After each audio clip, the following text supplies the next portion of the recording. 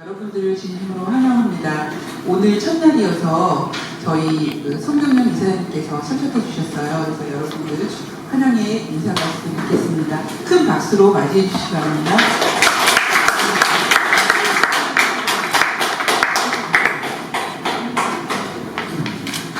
반갑습니다.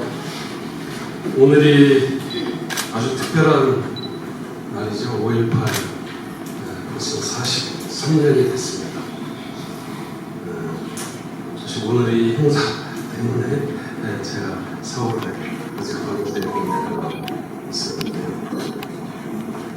사실 이제 5월달 엊그제 그러니까 5.16이었잖아요. 무슨 모임이 있었는데 우리 5.16 이후에 너무 많은 4월, 5월 일들이 기억해야 될 일들이 많아서 이제 5.16은 기억도 안 난다. 그만큼 우리 현대사에 지난 몇십 년 동안 참 숨가쁘게 돌아가는 것 같습니다. 누군가 그냥 오늘이 5.16이네 이래서 알게 됐거든요. 근데 오늘 어쨌든 김진양 이사장님 우리 북한 문제 개성공단의 최고의 전문가시라고 그러는데 많은 분들이 오셔서 들었으면 좋았을 것 같다 생각이 드는데 오늘 5.18이라 여러 군데로 분산이 된 것 같아요. 인사도 많고 그래서 어쨌든 이게 잘 오늘 기록을 할 테니까 기록을 해서 나중에라도 김진양 교수님이시죠. 이사장님의 말씀, 메시지가 방방곡곡으로 잘 전달이 되면 좋겠습니다. 오늘 특별히 이 특공무익한 기념사업에서 하는 평화통일 아카데미가 정말 이만큼 이렇게 간절한 때도 없었을 것 같아요. 평화, 통일이 다 퇴행하고 마치 그것을 이야기하는 것 자체가 불시되고 또 진영으로 몰리고 편가를 내고 하는 그런 퇴보, 퇴행의 또는 반동의 시대에 우리가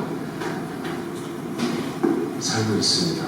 그럴수록 우리는 평화, 통일을 더 이야기하는 것 같습니다. 제가 몇 달 전에 이런 시대에 이렇게 갑갑해서 어떻게 무엇을 해야 될지 모르겠습니다. 그랬더니 우리 장영달 이사님께서 어떻게 하긴 뭘 어떻게 해요. 문 목사님처럼 벽을 부는 거 말고 뻥 차고 나가면 되세요. 그러시더라고요. 그래서 그런 기계, 그런 담대함을 우리에게 더욱 절실한 시기가 아닐까 이런 생각을 합니다. 오늘 그 김진양 이사장님 이렇게 강의하신다고 그러고 제목을 보면서 그런 생각이 들었어요. 제가 영국에 있을 때 북한 당시 대사, 유럽의 한 24개국을 대표하는 대사이기도 하고 북한 핵 대사이기도 한데 그 사람을 한 3년 동안 자주 만났습니다. 태영호라는 작자가 그때 거기 있었는데 태영호 그 작자는 얼굴 한 번, 코빼기 한 번 못 봤고 나쁜 놈이죠. 돈 관리하다가 엉뚱한 짓 해가지고 영국, 미국에서 다 퇴짜맞았는데 녀석이지. 어쨌든 그 대사하고 그 대사와의 식구들을 자주 만났는데 그런 얘기 했어요. 정말 자기네들은 통일이라고 생각합니다. 이렇게 서로 만나고 같이 대화하고 왔다 갔다 하는데 그것이 통일 아닙니까? 이렇게 한 20년 가면 자연스럽게 하나 되는 거 아니겠습니까? 이러면서 자기네들도 정말 기대가 컸다는 거예요. 6.15 선언, 또 개성공단. 특히 개성공단은 선언을 넘어서 구체적인 삶의 현실로 눈으로 보이는 가시적인 성과였잖아요. 매일매일. 어쩌다 하는 한 번 하는 이벤트가 아니라.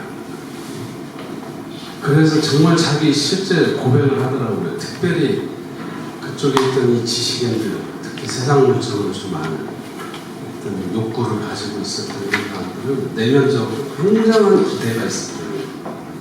그런데 시대가 갑자기 변장하면서 그것이 폐쇄되면서 자기네들은 정말 이 속에서 끓어오르는 분노를 참을 수 없습니다. 그래서 그 친구들이 했던 말을 다 옮길 수는 없는데 어쨌든 우리 이 북한에 있는 그 사람들도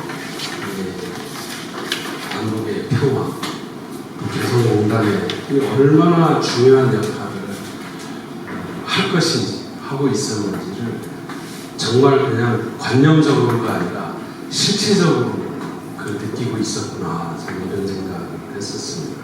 그런데 우리 김진양 이사님, 저희도 이렇게 안타까운데 실제 그걸 책임지고 있었던 우리 김진양 이사장님 얼마나 마음이 아프시겠습니까? 그럼에도 불구하고 끊임없이 평화와 통일을 메시지를 나누어 주시고 계시는 우리 김진양 이사님 정말 고맙습니다.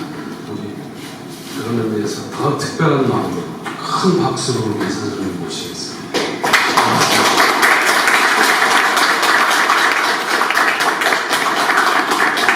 현재 한반도 평화 경제회의 의장이시고요. 재단법인 개성공업지구 지원재단의 이사장님이셨어요. 큰 박수로 맞이해 주시기 바랍니다.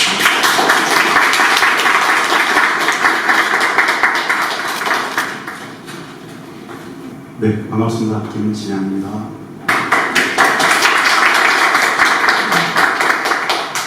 여기에 컴퓨터가 없어가지고 잠깐 시간 시간을 드렸습니다. 초대해 고맙습니다. 개인적으로 매우 영광스러운 자리입니다. 왜 영광스러울까요? 제가 보면 진짜 많은 곳을 다니면서 강의를 합니다. 전국도 아니고 세계적인 곳을 다니면서 강의를 진심으로 1년에 한두 번씩 꼭 해외 교포들을 만나러 나가서 한번 공연을 대해서 특히 국적 체제에 대해서 있기 때문에 국적 사회를 많이 근데 비단호는 유독 이 강의가 여기 영광스러운 것은 우리가 목사님에 대한 기억들 때문이죠. 1988년, 89년 목사님께서 전국을 다니시면서 전국 대학가를 다니면서 동일 강의를 엄청나게 많이 하셨더랬어요. 그것이 사실은 늘 감옥을 만나들었던 그 역사였는데요. 그 시기, 소위 말하는 민족의 통일 문제에 대해서, 공동 저희 평화의 문제에 대해서 새로운 인식의 지평을 열게 되었던 계기였습니다. 분단 시대를 살아오면서 통일 문제에 관심을 가지는 것은 비정상이잖아요, 사실. 한 번도 배우기 없었어요. 근데 제 고향이 대구입니다. 경북대학교 정치 외교학과를 다니셨는데요. 당시에는 전도한 노태우, 전무, 일당 통일운동에 거의 지금까지 삶을 모두 수하고 있는 이 계기는 아마도 우리과 목사님이라는 분이 계셨기 때문에 그렇다는 생각을 늘 해왔습니다, 사실. 그래서 교포미연타협에서 이 상자를 한다고 초청했을 때 여러 생각이 있어서 마음 간단치 않았었습니다. 오늘 이 자리에 오신 선생님들은 사실 한 분 한 분 참 소중한 분들 같단 말입니다. 이런 강의를 하기 전에 진짜 궁금한 게 있어요. 이런 강의를 들어오신 분들은 다 어떤 분들입니까? 저만 한 분 한 분 참 남다른 사연들을 갖고 계실 텐데 한 번은 다 소우주잖아요. 어떻게 이렇게 만났을까? 기쁘고 반갑고 감사합니다. 1시간 50분 정도 오늘 강의를 하게 되는데요. 강의 주제에 나갔던 내용은 개성공단에서 배움을 토대로 통일 평화 연습 이렇게 아마 나갔을 겁니다. 평화 문제, 통일 문제를 전공하다 보니까 국적 체제를 연구하게 되었습니다. 국목의 인간의 행복에 대해서 고민이 많아서 분단 체제는 국민 불행의 근원이라는 생각을 늘 갖고 있었습니다. 인간의 본성, 인간의 존엄은 근본적으로 그런 게 바로 분단체제다. 적대적 분단체제다. 전쟁체제다. 라는 생각을 지울 수가 있습니다. 분단이라는 보통 두 가지 압도적인 성격이 있습니다. 분단. 남과 북이 하나의 공동체가 갈라져 있다는 성격이 있죠. 근데 사실 그 갈라져 있다는 그런 형식으로서 특별한 어려움이 없습니다. 그런데 분단체제의 가장 압도적인 성격은 뭡니까? 전쟁체제를. 우리 모두 아시다시피 전쟁이 안 끝난 휴전업체 체제예요. 전쟁체제, 전쟁이 안 끝났기 때문에 우리들의 일상적 삶이 매우 비정상적인 인간의 존엄이 부정당하는 상황들을 덜 우리는 강요받고 있죠.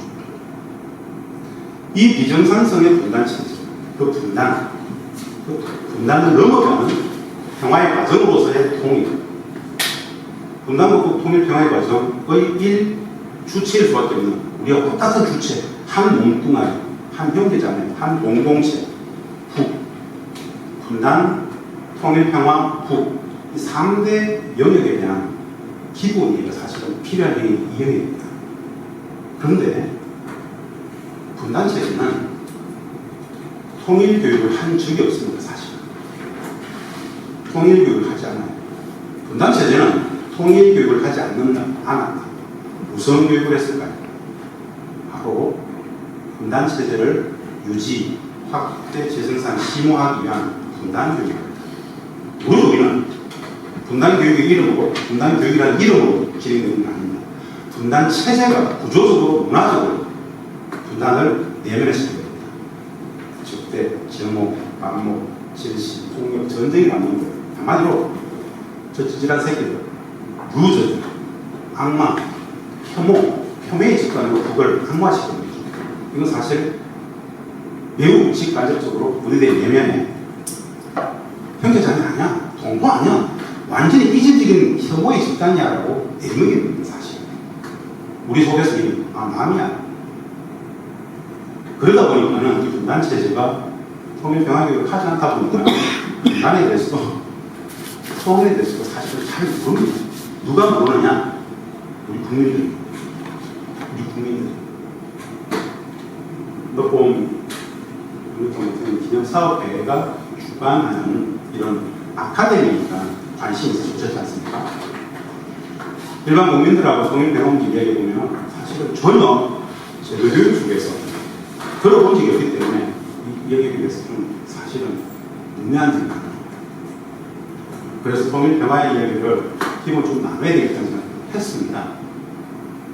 개성공단의 이야기들은 제가 말미에 많은 사진자들을 통해서 아주 적나라하게 지형적인 이야기를 좀 드리겠습니다.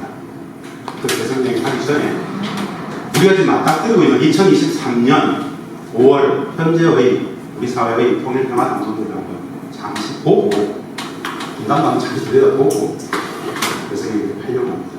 이미 맞닥뜨리고 있는 현실들을 한번 정리해보고 싶은데요. 여러분들이 들어오시면서 받으신 이 강의 자료는 그냥 참조입니다. 참조. 한번 찬찬히 보시고요. 여러 많은 자료들이 있긴 한데 나중에 강의를 하면서 꼭 이건 좀 물어봐야겠다. 질문 있으신 분들은 그때그때 기록을 해두셨다가 개성공단뿐 아니라 첫 사회, 체제 어떤 문제를 낳습니다. 평소에 늘 궁금했던 지점이 있으면 나중에 질문 함께 가주시도록 하겠습니다. 어떠세요? 제가 행복한 평화, 너무 쉬운 동의라고 네 주제를 잡았어요. 동의들이 되시나요? 많은 생각들이 지금 앞에 행복한 평화는 충분히 공감이 되시잖아요. 너무 쉬운 동의라고 적었어요. 학자적 양심을 가지고 아카데미즘 과학과 진실을 추구하는 학자적 양심을 가지고 한 2년 동안 가장 심혈을 들여서 많은 제목이 저 제목입니다. 흐리기 아닙니다. 진심을 담아서 쓴 제목이에요.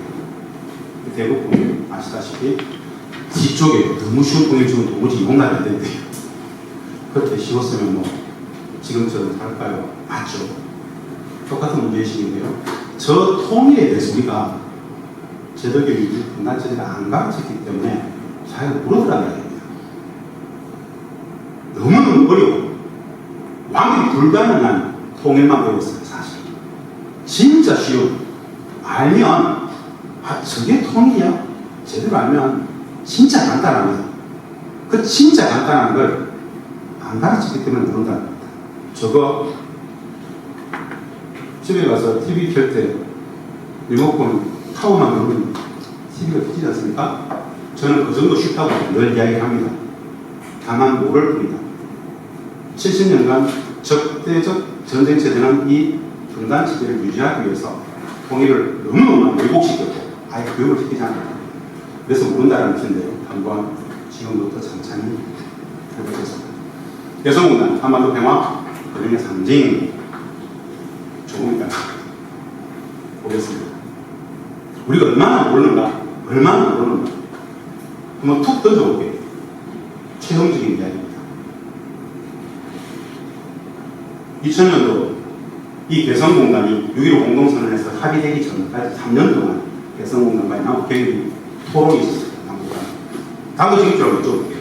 북은 개성공단, 남북 경협, 북은 개성공단은 왜 했을까요?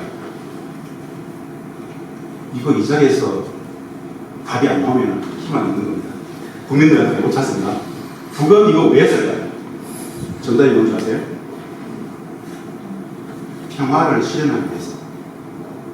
라고 이야기하면 동의되세요? 무슨 똥간 죽어서 저래 지금. 북은 김정일 국방위원장은 개성공단을 평화를 제도화 구조화하기 위해서 남북계획 개성을 했다. 라는 이야기가 우리 국민들한테 얼마나 웃길까요? 그럼 폭력적인 발언이에요. 그리고 그런 말을 할 때는 이런 말 해도 되나? 내가 이런 말을 들어도 돼? 라는 두려움이 없지 않으실 겁니다. 진실이 뭘까요? 제가 드렸던 말씀이 진실이에요. 그러나 적대적 분단체제, 전쟁체제의 우리 남측 사회는 그런 말 자체를 용납하지 않습니다. 진실이라 하더라고요. 우리들의 상식은 그냥 돈줄, 달러 박스, 외화벌이의 수단으로 한 거예요. 그게 상식이죠. 여기서 결론 하나 말씀드릴게요. 분단체제는 말입니다.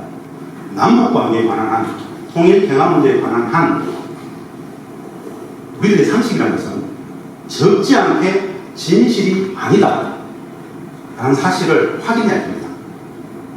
그래서 굉장히 불편한 얘기입니다. 너무 많은 왜곡과 너무 많은 오도들이 일반화되었던 얘기인데요. 왜 상식은 진실과 달라야 할까요?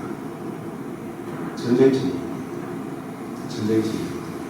한번 천천히 나중에 그 이야기 왜 평화를 구현했는지 한번 그 증거들을 쭉 제가 다 말씀을 드리겠습니다. 팩트에 근거해서 그냥 주장이 아닙니다. 다만 그 너무 완벽한 팩트를 우리는 인식에 공유를 하지 못하고 있기 때문에 전혀 그런 생각을 하지 못했었어요. 그 말씀들을 드리겠다는데요. 그 전에 말씀드린 바와 같이 문제의식, 문제제기, 평화의 실패, 정책 실패의 악순환은 모두 인식의 실패 속에서 무슨 인식의 실패입니까? 저는 이걸 퉁쳐서 이렇게 이야기합니다. 분단 체제가 국민 불행의 구조적 근원입니다. 적폐중의 근본 적폐는 분단 체제입니다. 수많은 거짓들의 레저바리, 저수지, 물적 토대가 분단이에요. 분단 체제 안에 갇힌 분단 의식, 분단 인식이 평화체제, 통일지향의 의식들을 다 압도해요. 이쪽을 전공한다라는 전문가들조차도 마찬가지입니다. 최선을 다해서 최선의 정책을 펼쳐서 분단을 넘어서 평화를 실현하는 것이 아니라 분단체제를 유지하는 인식적 한계를 갖고 있더라고요. 가르칠 수가 없어요. 북미관계, 국제정치적 문제 마찬가지죠. 한반도 문제를 바라보는 북의 인식, 북의 대미인식, 대중국의 인식, 국제질서를 바라보는 상황인식. 우리는 북측의 입장이 되어보지를 못했었어요. 그냥 역지사지 한다고 노력하지만은 노력은 할 뿐 그들 입장이 안 돼봤습니다. 그래서 우리가 읽어내는 한반도 정치질서, 그들 읽어내는 조선반도의 정치질서는 다르다. 북을 알아야 북중 관계가 해석이 됩니다. 북을 알아야 북미 관계를 해석할 수 있어요. 근데 우리는 중국도 좀 알고 미국도 좀 아는데 북미 관계 분석은 거의 실패합니다. 왜? 북을 잘 모르기 때문에. 북을 잘한다라는 것은 이미 인식하실 거예요. 이 전쟁 체제, 적대적 분단 체제 속에서 북을 잘한다라는 것은 매우 위험한 인식입니다. 매우. 그것이 진실이라 하더라고요. 보편적인 상식에, 국민적 상식에 있는 북이 아닌 다른 이야기를 하게 되면 위험해질 수 있어요. 매우 불편한 얘기입니다. 미안한 이런 인식의 문제도 있다는데요. 자, 제가 도발적으로 최근에 저희들이 맞닥뜨리고 있는 보기 싫은 몇 가지 사진들을 한번 보겠습니다. 그냥 주마등처럼 주막 한 산씩으로 쫙 넘어갈 테니까요. 쭉 보십시오, 그냥. 왜 이럴까요? 라는 문제입니다. 저는 진짜 왜 저래요? 왜 그럴까요, 진짜? 왜? 그냥 이 포트레에 있는 거 한번 가져와 보십니다. 포트레에 있는 거.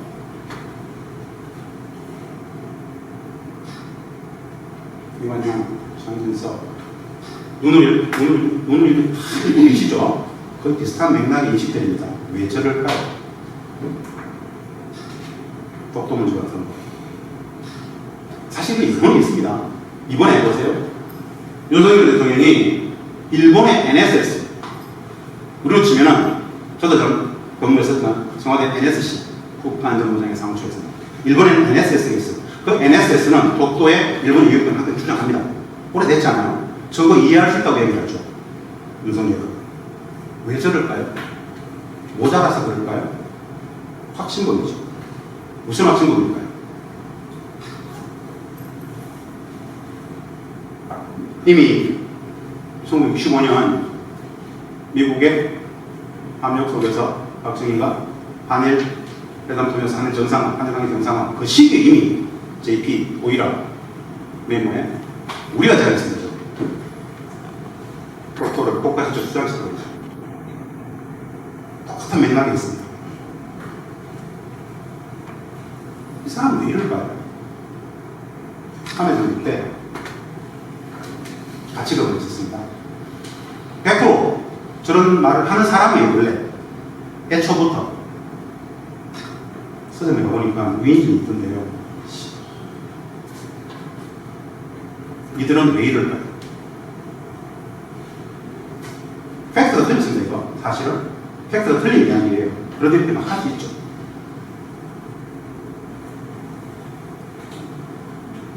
분단체제는 왜 안중근 의원께서 왜 이 프로비로그를 쌓는지 가르치지 않았어요. 사실 적나라하게 일제식민지에 대해서 가르치지 않았다는 뜻이죠. 재밌는 거 하나 보겠습니다. 제가 개인적인 경험상 참여정부 당시에 노무현 대통령을 모시고 마지막 2년을 인사 쪽에서 일을 했었습니다. 제가 담당하던 인사의 영역은 외교부, 국방부, 국정원, 방위사업청, 민주평통, 통일부 6개 부처입니다. 그중에 가장 큰 인사가 군인사입니다. 2006년 당시에 대한민국에는 별자리가 스타가 장성이 원스타부터 포스타까지 총 445명이 있었어요. 사성 장군이 합참의장, 연합사 부사령관, 육군 해군공군 참모총장, 그리고 육군 편제에 있는 1, 2, 3군 사령관 8명이 있어요. 이 중에 가장 큰 무력을 담당하는 게 육군 참모총장입니다. 대한민국 역사 속에서 나오는 대한민국 건국 이후에 1대 육군 참모총장부터 20대 참모총장까지 다 제가 써봤습니다. 요것만 다 따왔어요. 공통근무가 있죠. 어떤 공통근무죠? 일본군이 아닙니다. 일본 시민군대입니다. 제국주의 군대였어요. 저들은 누구에게 충성했습니까? 그들의 일환. 마지막 이세구 씨는 1979년까지 육군 참모 중량합니다. 이들 중에 30%는 국방부 장관까지 하게 됩니다. 사례 하나만 가져오면 돼요. 그러면 해군 참모 중량 어떨까요? 공군 참모 중량 어떨까요? 중장, 쓰리스타 다 어땠을 것 같아요? 왜 독립군 출신 단 한 명도 없죠? 분단체제는 익히 아시다시피 일제 식민의 현재 제입입니다. 속속들이 완벽하게 어떤 측면에서 정치 권력론적 관점에서, 저 정치학자입니다. 권력론적 관점에서 훅 박아놨습니다. 누가 권력을 잡았어? 누가 권력을 잡은 거야? 사실은 정치 권력의 속성을 가장 잘 잡아주는 게 권력론입니다. 권력론적 관점에서 본다라면은 분단체제는 일제 식민의 현재 진영이 완벽히 부합됩니다. 단지 이게 바뀐 적이 있을까요? 이게 사실 바뀐 적이 없습니다. 사실.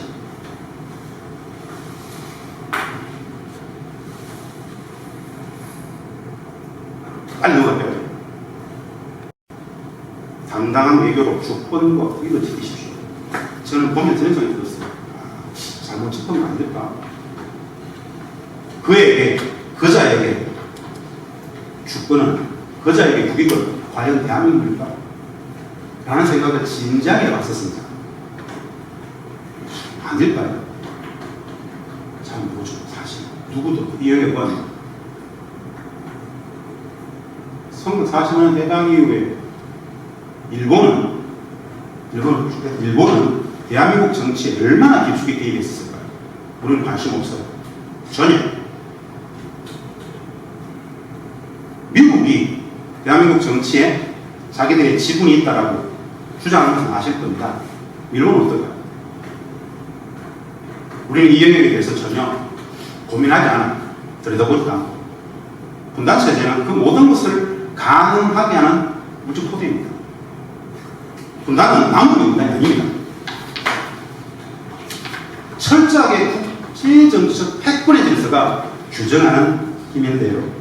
보겠습니다. 이거 다 보셨죠? 우라통이 터졌던 내용인데요.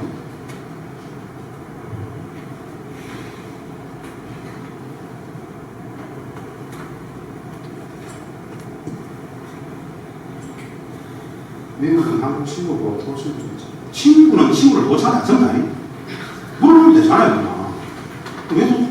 왜 저렇게 답변한다는 것 자체가 어떤 인식체계가 있을까요? 몰가치입니다. 비상식이 아니고 굉장히 몰가치적입니다.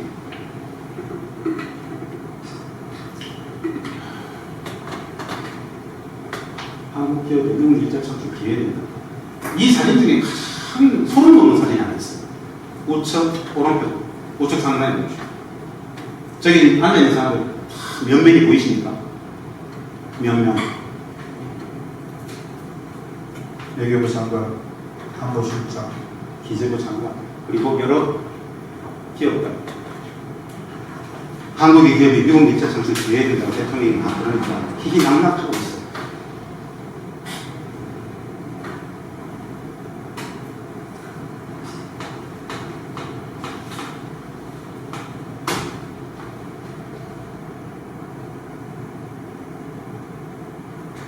빨리 지나가야 되겠죠. 그거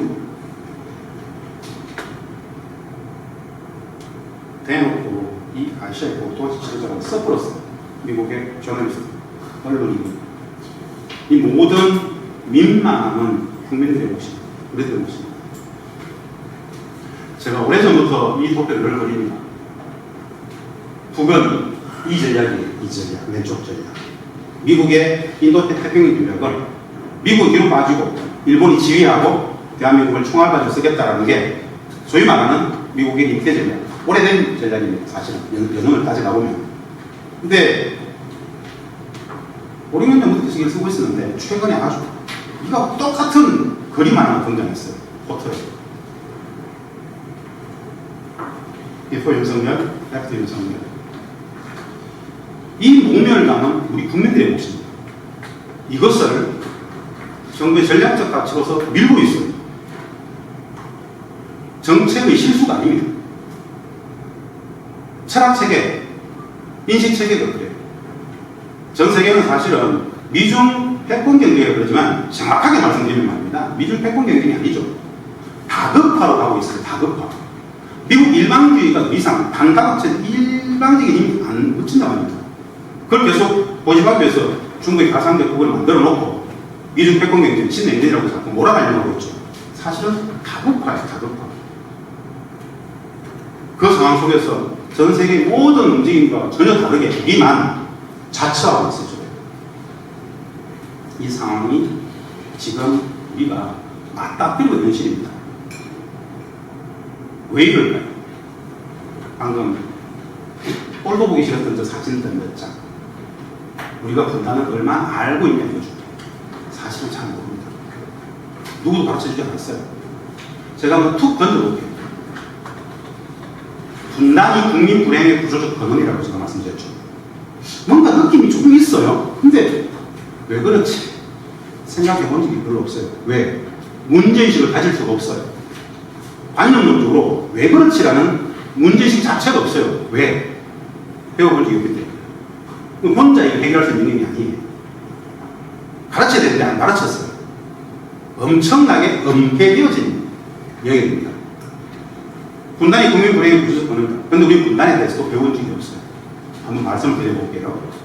우리들의 상식을 완전히 뒤엎는 이야기입니다. 분단이 국민 불행의 구조적 근원이다. 나도, 내 가족도, 우리 공동체는 지난 70년 이상의 분단체를 살아왔어요. 근데 왜 분단되었죠? 우리는 왜 분단되었습니까? 이 공동체는 왜 분단되었을까요? 우리의 삶을 100%, 200% 규정하는 분단입니다. 왜 분단되는지에 대해서 우리는 자신있게 설명할 수 있습니까? 자신이 설명 못하면 대부분 왜? 배운 적이 없어요. 우리가 최선을 다해 살 수 있는 게 뭡니까? 분단은 약소국가였고 남북이 좌우 대립하고 이런 갈등이가 그럼 알겠어? 이 정도의 과연 그럴까요? 분단. 철저하게 국제정책 패권의 일서가 만들었던 것이 분단입니다. 한번 보겠습니다.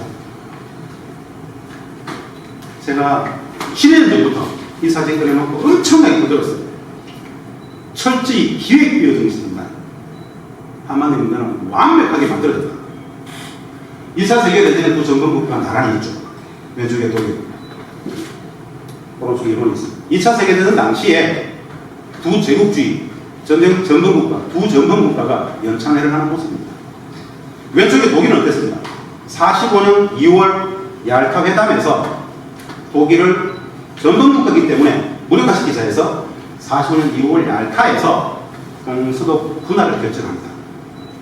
똑같은 맥락과 이치대로라면 전범국가였던 일본은 일제를 분할했어야 되죠.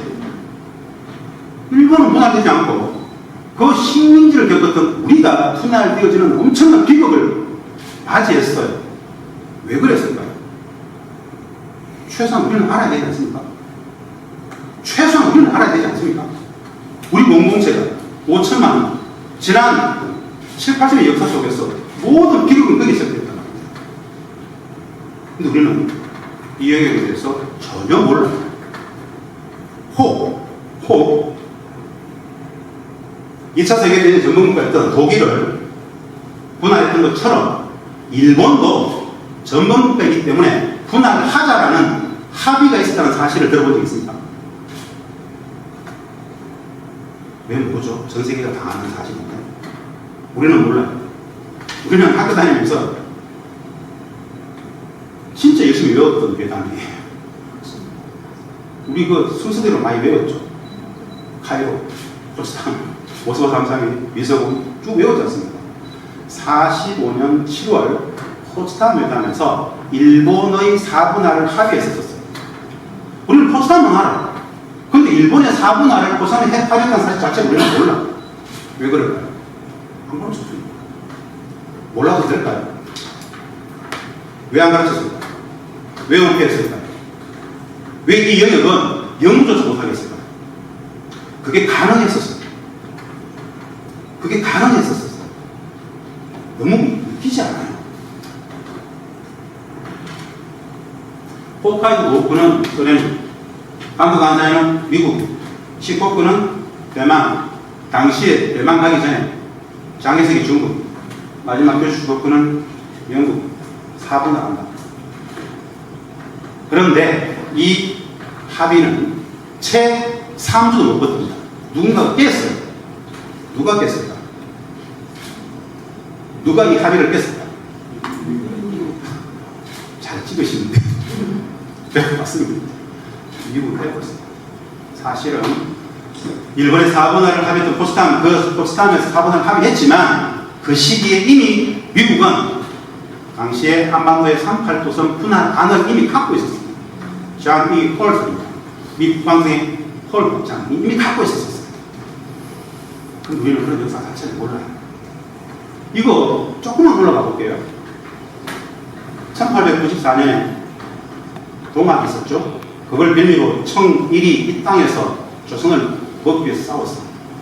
당시 일본은 말입니다. 청나라한테 트리거, 야 우리 싸우지 말고 나눠가자. 39도선을 중심으로 39도선 이북은 청일, 이남은 우리가 먹자. 제안이 있었어요. 우리는 이런 역사도 배운 적이 없어요. 그리고 딱 10년 후에 1904년 5년 러일전쟁. 러일전쟁 당시에 일본이 러시아와 전쟁했던 모든 전쟁 비용의 90%를 누가 댔는지 아세요? 미국이 됐어요. 러일전쟁 당시에 영국이 간섭을 하죠. 야, 너네들 싸우지 말고 그냥 나눠 가져라. 38도선을 중심으로 이북은 러시아, 이남은 일본이 가져 그냥. 우리는 다만 그런 이야기를 들어본 적이 없어요.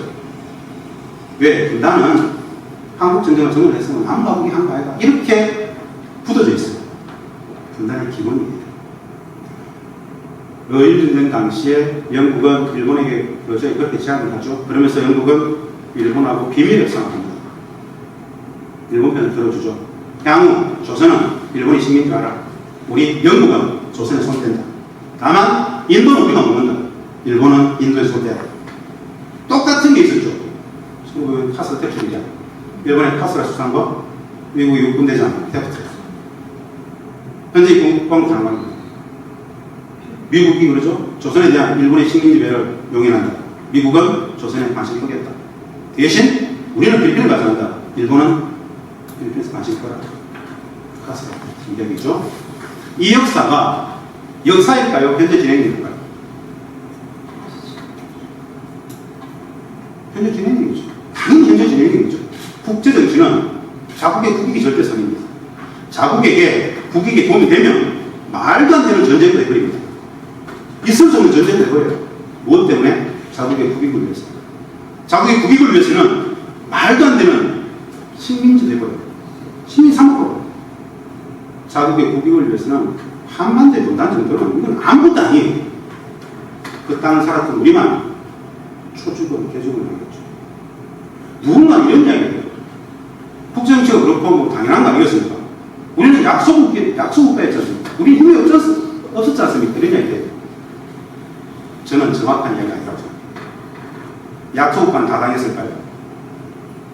1945년 8월 일본이 전쟁 용식을 선언해서 2차 세계대전에서 우리처럼 식민지에서 해방이 되었던 나라는 총 76개의 국가가 있었어요.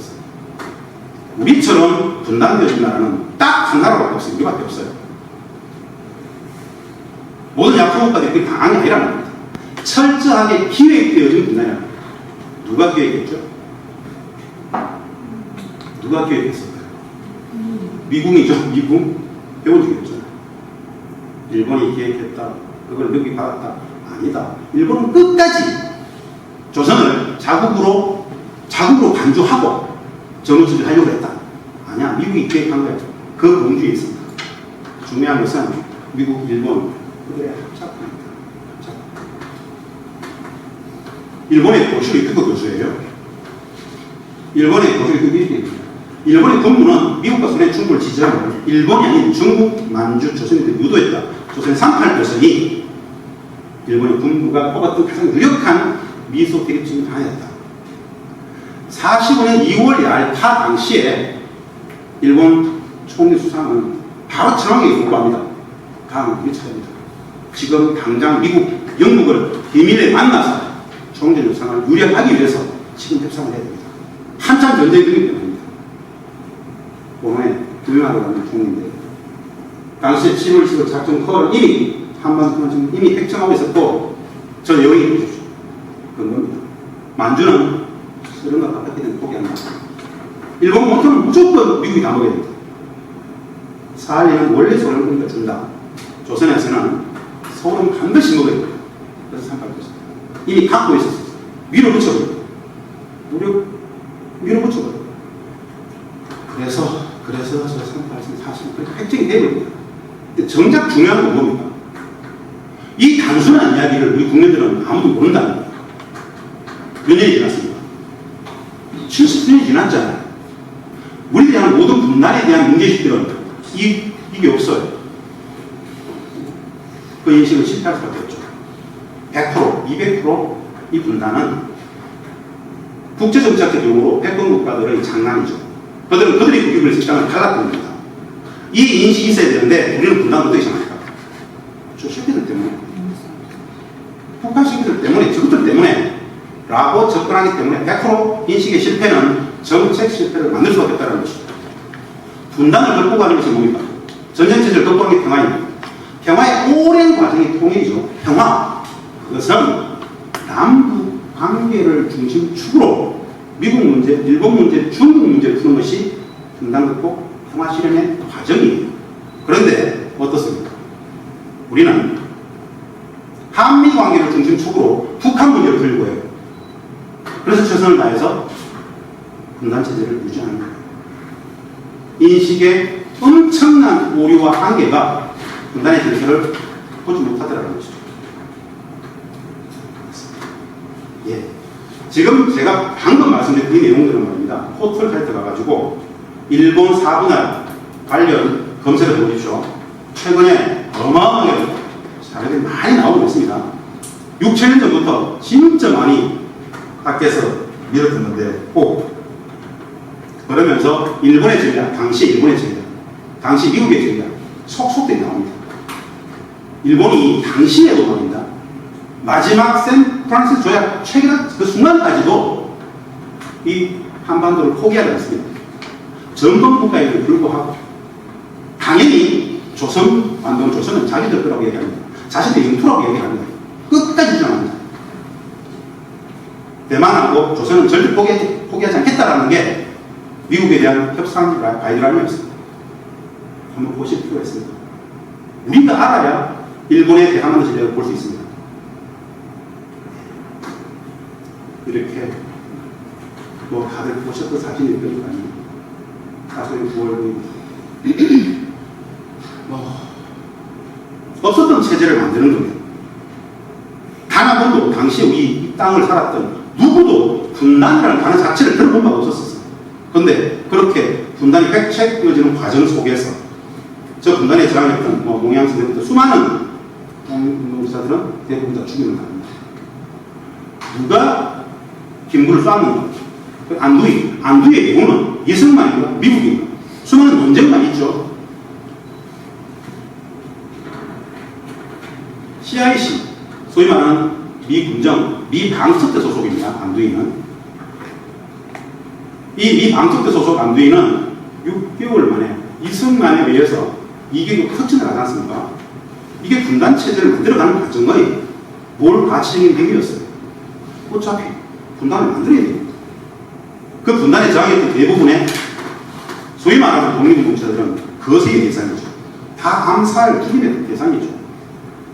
3일 동안 딱 살았을 때 다시 다 현업에 복귀했죠. 메가드 포구류 1호로서 다 현업에 복귀했죠. 미국이 기획하고 일본이 기획했던 그 판속에서 35년 식민지배의 시기에 일제의 주군으로 전했던 그들은 최선선에서 분단체제를 만들죠. 그 물리력을 가지고 독립운동자들을 괴멸시켰죠. 그 따라합니다. 단 한 번. 단 한 번. 이렇게 로봇하고 뻔뻔하게 그냥 수면 위로 그냥 올리는 거죠. 어떻습니까, 선생님들? 밖에 나가서 현수막을 보면 어떤 생각이 듭니까? 수많은 현수막을 보고 있습니다. 저는 그냥 전부 거짓투성이고요, 거짓투성. 다 거짓들을 일반화해가지고 계속 걸려 있습니다. 그런 거짓들이 용납될 수 있는 구조가 전쟁체제인 분단체제입니다. 모든 비정상 상황이 그렇게 물적 토대가 분단이 들어간 것인데요. 이거 매원 선생님 얘기 하지 않겠습니다. 한 가지 보십시오. 매원 선생이 32년 던졌습니다. 동아시 역사를 바꿨죠. 장개석은 국궁 합작을 통해서 대일항에 나서게 됩니다. 중일전쟁을 바꾸게 되죠. 그게 중요한 게 아니고 매원 선생이 던져서 일본의 전쟁 영웅을 척사시켰어요. 중일전쟁 일본군 사령관, 일본 육군대장 저 시라카와를 폭사시켰어요. 저 시라카와 이름 많이 들어보셨죠? 시라카 기억나는 건 없습니까? 매원 선생은 저 사람을 죽였어요. 그런데 원한 사람은 죽는 순간까지 저 사람을 그렇게 흠모했대요. 조명했대요. 현역 때는 더욱더 조명했대요. 그래서 자신의 이름을 저 시라카와의 이름을 따가지고 시라카와 요시노를 바꿨었어요. 대한민국 7대, 10대 육군참모총장 백선엽이었습니다. 백선엽. 그 백선엽은 동생 백인혁과 함께 설린재단을 만들었죠.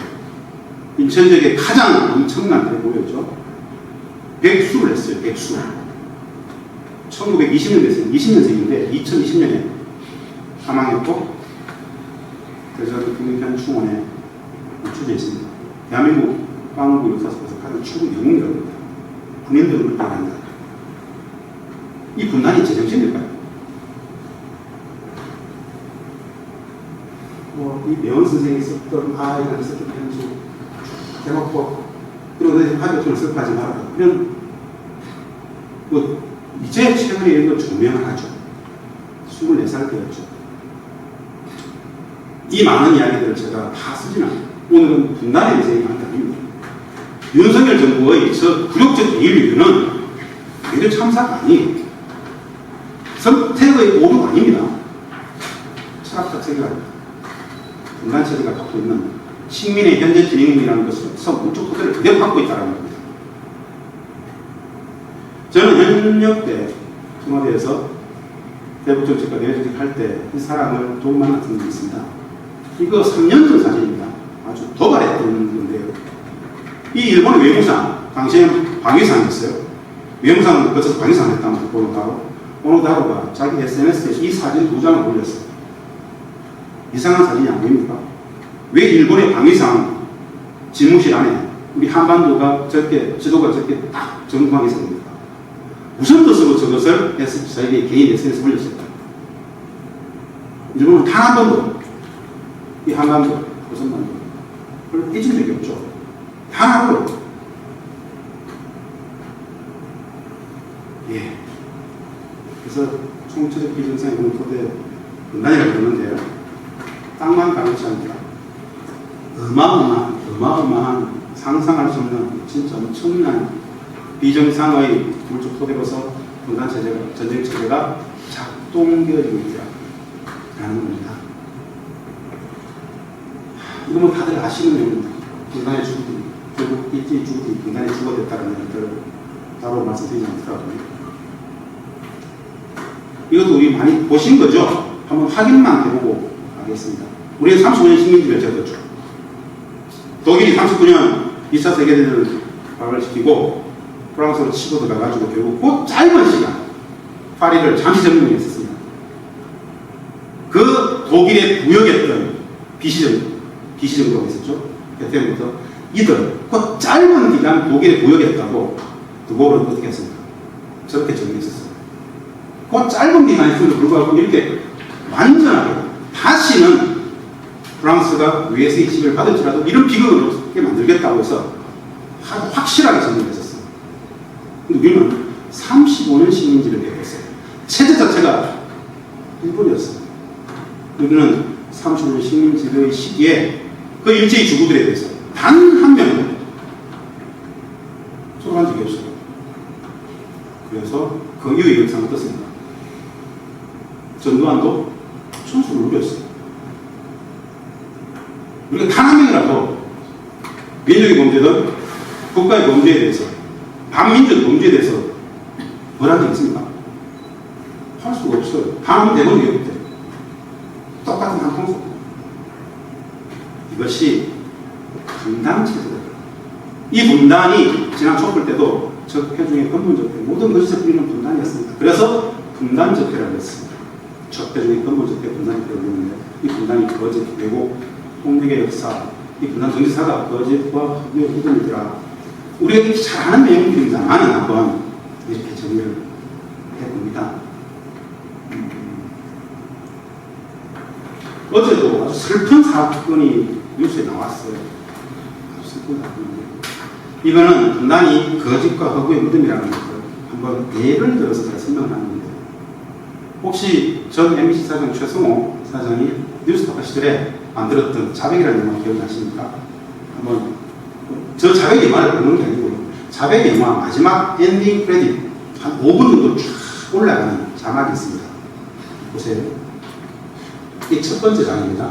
58년 진도강 사건 조공 사형집행 2016 무죄. 심은규 이중환 사건 사형집행 2016 무죄. 민주교육 조영수 사형집행 무죄 쭉 나오죠. 이게 첫 번째 장이에요. 이게 두 번째 장입니다. 세 번째 장, 네 번째 장입니다.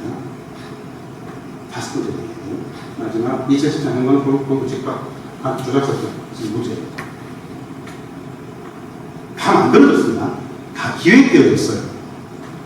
죽임을 당하고 가족이 풍비박산이 나고 그 마을 공동체가 완전히 작살난 그런 집안 자체가 완전히 다 사라진 상황이 있어요. 그 개인들의 희생과 가족 공동체 풍박산만큼의 더 큰 게 뭡니까? 모든 국민들의 뇌리에 가슴에 심었던 레드 컴플렉스, 메카시즘, 공포, 자기검열, 이 분단의식, 저 사람들 옆에는 가면 안 된다. 손가락질 하겠다.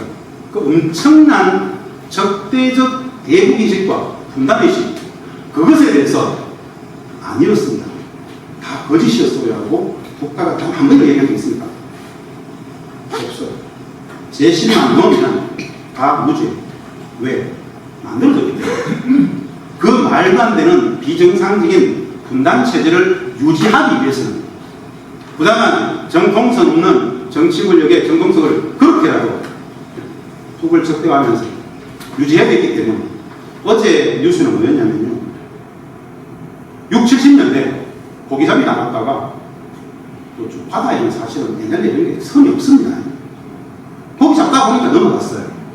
넘어갔는데 북측 경비정이랑 타고 갔는데 북측 한 예비도 막 시켜주고 막 그래요. 보통 예비 제대로 선진하고 시키지 않겠습니까? 갔다 오면 어디서 문제입니까? 갔다 오면 남청에서 문제가 되는 거예요. 어떻게 되죠? 거의 대부분 간첩 사건으로 몰려갑니다. 동해와 서해에서 6, 70년대 동해와 서해에서 그렇게 잠시 북측에 고기잡이 나갔다가 바다에서 잠시 일주일이든 3일이든 북측에 갔다 온 사람들은 거의 대부분 간첩 같은 사람들 몰렸습니다. 그래서 특별대우로 몇 명 정도 될 것 같아요. 몇 명 정도가 간첩 사건으로 몰렸을까? 한번 생각해 보세요. 6, 70년대, 20년간 동서해에서 같은 간첩한 내용을 몰렸던 방공법, 국가법으로 처벌받았던 사람 몇 명이 있었습니까? 3,800명입니다.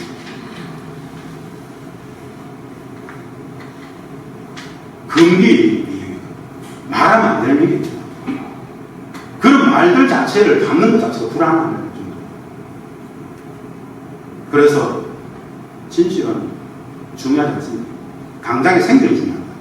분단체제는 그것을 우리들의 모든 진선미, 양심, 이행을 다 넣어버렸죠. 그렇게 분단체제가 거짓의 무덤이었더라 하는 말씀을 드립니다.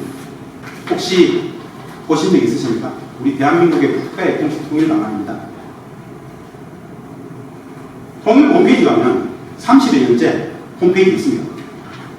민족공동통일방은 우리 전국공통 쭉 나오죠. 이거를 설명해 보면 이건데요.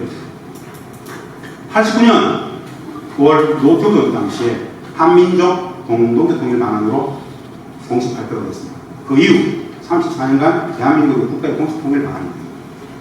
내용은 단순합니다. 1단계 화해협력을 수십 년 하다가 2단계 남북연합도 수십 년 하다가 비로소 원전 통일로 나아간다. 통일은 평화의 수십 년 오랜 과정, 평화가 눈앞에서의 통일이다. 통일의 본질적 속성은 평화야. 분단의 속성이 전쟁인 것처럼 통일의 본질적 속성은 평화다. 평화의 수십 년 과정, 그 전체를 통일의 개념으로 상정해요. 이게 우리 국가의 공식 통일 방안이에요. 근데 우리는 통일을 사건으로 생각해요. 휴전선을 중심으로 남과 북이 갑자기 하나 되는 통일만 상정합니다. 그건 폭력이죠. 어마어마한 폭력입니다. 재앙이 될 수 있습니다. 중요한 건 국가의 공식 통일 방안으로 30수년째 있지만은 통일 교육의 부재 속에서 국민들은 모른다. 이런 통일의 개념을 몰라요. 통일 교육의 부재를 상징적으로 드러내는 일입니다. 남과 북이 합의한 큰 틀에서 남과 북이 통일의 과정, 절차, 방법에서 큰 틀에서 합의했죠.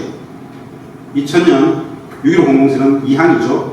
그게 뭐냐? 1단계 화해를 거쳐서 2단계 남북 연합까지는 가보자 라는 6.15 공동선언 2항의 합의가 있어요. 남과 북은 나라의 통일 문제를 남측의 연합장과 북측의 낮은 단계의 연방전에서 공통성립도 인정하고 이 방향에서 통일을 지향시키기로 하였다. 어마어마한 합의입니다. 강한 국민들은 저런 합의에 대한 자체를 몰라요. 이거를 설명하는 게 제가 말씀드렸던 그 내용입니다. 이겁니다. 화해협력 수십 년 하다가 일단은 연합까지 한번 가봅시다. 얼마나 쉽습니까? 무엇이 쉬운가? 이 수십 년 오랜 평화의 과정이라는 것은 딱 한 가지 마음이면 된다고 했어요. 남과 북이, 북한이 서로 상호 체제와 제도의 다름에 대해서 거기 한번 어떻게 해주자. 상호 존중하자. 상호 인정해버리자. 상호 인정. 얼마나 쉽습니까? 전쟁 상태를 끝내버리고 상호 인정하자 그냥. 거기 한번 어떻게 해주자. 우리 사회는 말입니다. 다문화 과정이 얼마나 많습니까? 대한민국에 300만이 넘는 외국인이 삽니다. 300만이 넘습니다. 우리 사회에서 이미 20년 전부터 다문화를 다양성 존중의 관점에서 인정하고 존중합니다. 그 마음, 외국인 노동자라든가 외국인 다문화 가정을 보면서 느끼는 다양성 존중의 관점의 그 마음에 반하면 된다는 이야기를 해요. 누가 그런 말 하는지 아세요? 개성공단의 근무 같은 사람. 왜? 북측은 다문화가 아니더라. 똑같은 말을 써요. 민족주의에서 그게 똑같아요. 똑같은 음식을 나눠요. 정서가 같다는 게 뭐냐?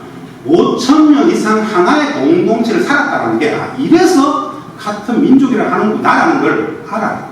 만나보면 알아요. 다문화가 아니란 말이에요. 다문화가 아니란 말이에요. 다문화에 대해서도 고개 끄덕이는 그 정도의 인식의 영향이 있는데 만나보니까 참으로 많은 회한들, 눈물들, 감동들이 있습니다. 만나보면 행복한 평화, 너무 쉬운 통일이 너무 쉬운 한 겪어보니까 다문화 아니잖아. 보게 끄덕일 필요도 없잖아. 상호 존중에는 아무것도 아니었네. 확인했고 체험적으로 해봤어요. 14년간. 대성공단이 그걸 모셨어요. 직접적으로, 실정적으로, 체험적으로 이미 이렇게 통일이 되겠구나라는 생각들을 다 하고 있었어요. 그래서 분단체제를 유지하고자 하는 세력들은 반드시 어떤 명분을, 어떤 빌미를, 어떤 꼬치를 잡았더라도 반드시 받아야 되는 것이 개성이었고요. 나 없으면은 남북은 그냥 실질적인 통일 시스템을 만들어버렸을 거예요. 개성은 14년이 그걸 체험적으로 보여주셨어요. 중요한 건 국가의 공식 통일 방안이 이런 게 있다. 수십 년 오랜 평화의 과정이 바로 통일의 개념 평화가 되는 거예요. 우리가 반드시 이 아카데미를 들으시면서 꼭 기억해 주시는 시점이 있습니다. 89년 4.2 공동선언 아세요? 89년 4.2 공동선언. 이건 관계자들은 아시죠? 6.1 공동선언 2항의 합의는 말입니다. 이 모태는 바로 윤익환 목사님의 89년 4.2 수단과의 공동선언. 당시에 3월 25일 광고하셔가지고 김일성 주석을 견론을 토론을 하고 그 다음 조건의 위원장과 공동선언을 했죠. 그 합의가 사실은 민족 국내 통일 방안뿐 아니라 2000년 6.15 공동선언의 모태가 됩니다. 굉장한 사건이에요. 그런데 학계는 이걸 잘 몰라요. 왜? 윤익환이라는 존재 자체가 허브의 대상이잖아요. 지목개혁적인 학자들이나 그걸 볼까? 이 영역 자체는 사실은 말입니다. 이 영역을 연구하는 사람들 자체가 별로 없습니다. 무엇이 압도적으로 많죠? 미국 전문가들, 국제정치 전문가들. 국제정치 전문가들은 남북 관계사라든가 국책체제라든가 통일 쪽은 공부가 매우 미약해요. 미국 전문가이기 때문에 그냥 미국의 대북 정책을 보면서 남북 관계 전문가처럼 이야기하는데 기본 팩트에 대한 인식이 전혀 없어요. 그 맥락을 꼭 좀 이해해 줍니다. 이후에 제 이후에 다른 선생님들 오셔가지고 아마도 김 목사님의 평균 쓰신 많은 내용들을 공유하실 것 같은데요. 남과 북의 통일평화 역사 속에서 하는 군주행입니다. 실질적으로 그렇죠. 통일의 담론을 우리 사회 속에서 완전히 담론화시켰던 그 마찬가지 김일권 목사님도 사실이죠. 그런 맥락 속에서 이해할 필요가 있다. 또 기억해 줄 게 마지막 한 가지가 있습니다. 민족 공동 통일 방안이나 국가의 공식 통일 방안도 기억해야 되겠지만, 남과 북의 합의 통일 방안도 기억해야 되겠지만, 일본의 장난에 대해서 꼭 알고 계십시오. 대한민국 국민들의 뇌의 가슴 속에서 가장 반통일 담론으로 작동되어지는 단어가 있어요. 통일 담론인데 이게 사실은 반통일 담론으로 작동되는 게 있어요. 통일 비용론 들어보셨습니까? 통일 비용론. 한번 생각해 보십시오. 수십 년의 오랜 평화의 과정입니다. 50년이 걸릴지 40년이 걸릴지 몰라요. 통일 비용 얼마나 들까요? 얼마나 들까요? 통일 비용. 천문학적인 비용이 든다고 그러죠?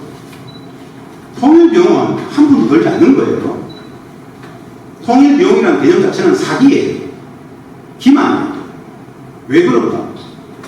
일당이 뭐죠? 화해협력, 교류협력 왔다 갔다 평행을 해요. 통일 비용이 뭡니까? 통일 비용은 사전적 개념이 어떤 거냐면요. 북한의 붕괴를 상징합니다. 흡수 통일로 관점에 나온 개념이 바로 통일 비용론이에요. 북한이 붕괴하면 2,500만 북한 주민들의 생활을 우리가 책임지고 그들의 사회복지 비용을 다 책임지고 이미 몰락한 체제를 자본주의 경제 질서 기준으로 1인당 GDP를 3,000불, 5,000불, 7,000불 올려나가는 동안 대한민국 국민들이 매년 통일 세금을 어마어마하게 부담해야 된다는 게 통일 비용론 기준이에요. 그런데 우리 국가의 공식 통일 방안은 북한의 붕괴를 상정하지 않아요. 남북이 합의한 통일 방안도 상정하지 않아요. 통일 비용은 흡수 통일론은 분단체제 유지를 위한 심리적입니다. 심리적. 군사적 심리적. 망한다 계속 하는 것 자체가 전쟁 체제의 예국 적대의 심리적입니다. 그런데 결정적으로 지난 20년 이상 우리 국민들의 파선 머리에 통일 비용론을 아주 주도적으로 집요하게 매년 엄청난 돈을 들여가지고 유포시키던 전력이 있습니다. 수많은 대학의 연구자들한테 연구소에 엄청난 돈을 줘가지고 통일 비용론 연구를 하게 하고 그것을 유수에 소위 말하는 분단 유수에서 언론을 보이고 유수에서 분단 유수에서 그들이 계속 심어서 확대 재생할 수 있도록 맥배정을 만들었던 어마어마한 돈을 뿌렸던 누굴까요? 일본입니다. 일본.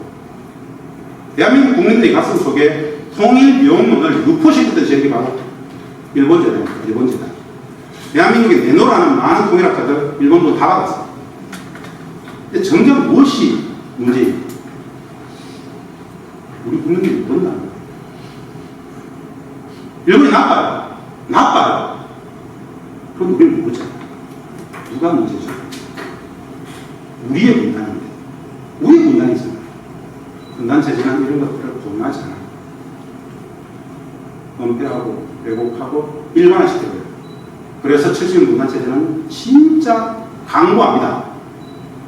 매우 강고해요. 그 상황을 말씀드려볼게요. 미국이나 일본의 대한반도 전략, 대한민국 전략 속에서 미국이나 일본의 대한민국 전략 속에서 그들 입장에서는 말입니다. 대한민국 대통령이 똑똑한 걸 원할까요? 매우 부족하고 의아한 걸 원합니다. 윤석열 같은 인간. 그렇죠. 그렇죠. 그렇죠. 그렇게 만드는 거죠. 35년 식민지배의 시기에 조선이 동아를 뭐 했습니까? 그들은 태간당하지 않았습니다. 사실 당시에 총독부가 후한 금액을 쳐서 사줬어요. 일본 식민지배의 정의였습니다. 해방이 되고 미 군정이 들어왔어요. 새로운 권력이 들어왔어요. 3일 만에 그들은 무슨 짓을 했습니까? 미 군정에 기관지 노숙하잖아요.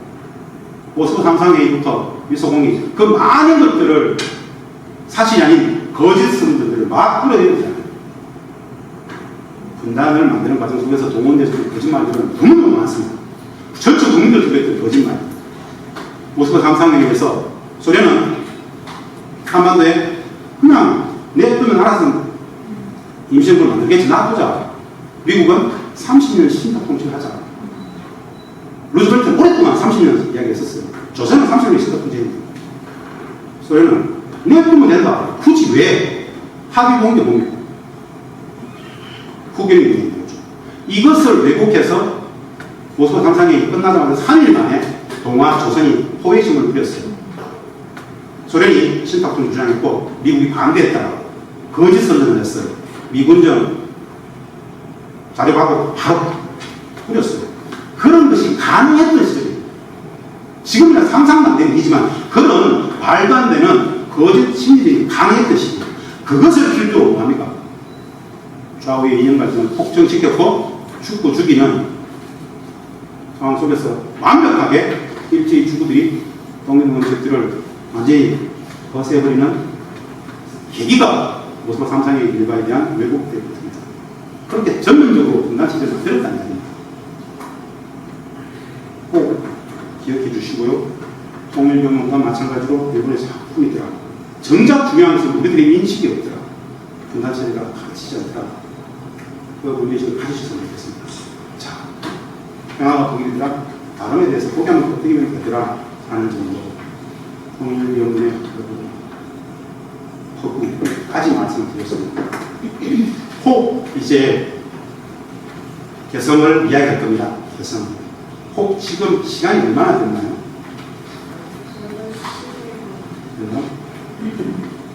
5분 쉬었다 하시는데요. 바로 그냥 계속 하셔야 돼요. 다들 너무 피곤하십니까? 평소세요. 5분 쉬었다가 하는 게 좋겠죠? 주변에 훨씬 그런 것 자체를 잘 안 했었습니다. 과학과 진실을 추구하는 학자들은 다 뭘 했을까요? 무엇을 했을까요? 분단체제의 부역이었습니다. 1969년 통일원, 이게 통일부입니다. 박정희는 1969년 통일원을 왜 만들었을까요? 이제 감이 오십니까? 진짜 남과 북의 화해이며 통일 평화를 위해서 통일을 만들었을까요? 아닙니다. 북한을 잡아놓기 위해서 극복의 대상으로서 통일을 만들었습니다. 그러면 우리 학계의 북한 학은 어떻습니까? 북한 학. 마찬가지입니다. 북한 학 그러면 학문적으로 지역학이라고 얘기하는 사람도 있어요. 미국학, 유럽학. 북한 학은 과학적 학문이라기보다는 전쟁체제, 적대적 분단체제에 봉헌하기 위한 이데올로기를 만들기 위해서 만들어진 게 북한학입니다. 아카데미즘과는 관계가 없어요. 우리 국내에서 북한학을 만든 사람은 누굴까요? 중앙정보입니다. 한국의 중앙정보 누가 만들었죠? 미국이 만들었잖아요. 그 중앙정복은 최초의 이 북한하고 중앙정복 자체가 방공 반복의 이데올로기 이를 구조적으로 양산하기 위해서 당시에 주요 대학의 석사과정생들 중에 똘똘하게 차출해가지고 중앙정부의 자유 아카데미를 1기부터 쭉 수강하기 위해서 그 졸업시켜서 박사학위를 주고 전국의 많은 대학의 윤리교육과 교수로 보냅니다. 방공 반복 이데올로기의 최전선 이런 게 체제를 만든다는 겁니다. 체제. 이거 박정희 대통령의 생각일까요? 그 정도 똑똑하지 않습니다. 누구의 생각일까요? 분단 체제를 만들었던 체제이죠. 80년 광주 그 어마어마한 짓을 해놓고 정당은 무엇을 했습니까? 그것을 합리화하기 위한 이론 체계들을 신인으로 쓰기 위해서 당시에 김우선의 보안사 특별팀을 만들어가지고 간첩의 출동이다, 대우남 지역 갈등이다, 모든 것들을 신진으로 만들어서 교환처럼 만들어서 유포시켰습니다. 전국적으로. 진짜 착한 우리 국민들은 다 배우지 않습니까? 빨갱이들의 중동으로, 고전 간첩들의 중동으로 선량한 광주 시민들이 다 쏘아가지고 그랬다고. 그게 다 당시에 보안사가 전관이 만들었던 완벽한 2차, 3차에 가야 그 이후 수십 년 동안 광주는 호남은 빨갱이 도시가 됐죠. 지금도 그 트라우마를 못 벗어나고 있습니다.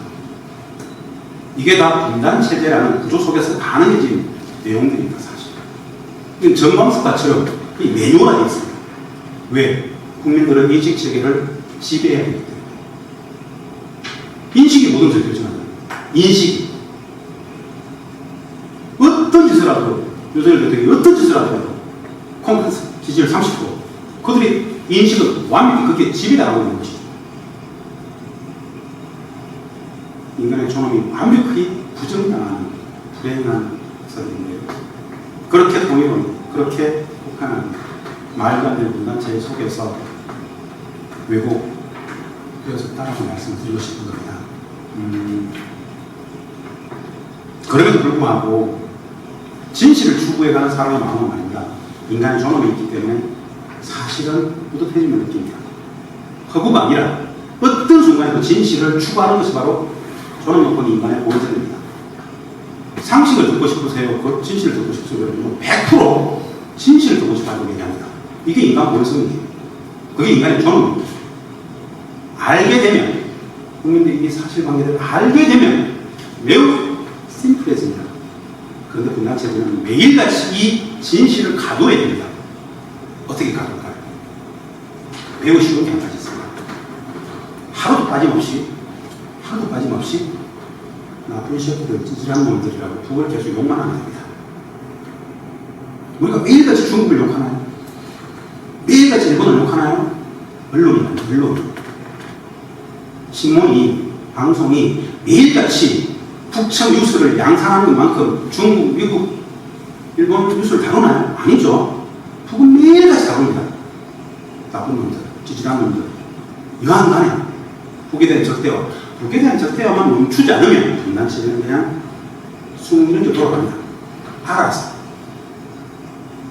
인식의 시기를 위해서.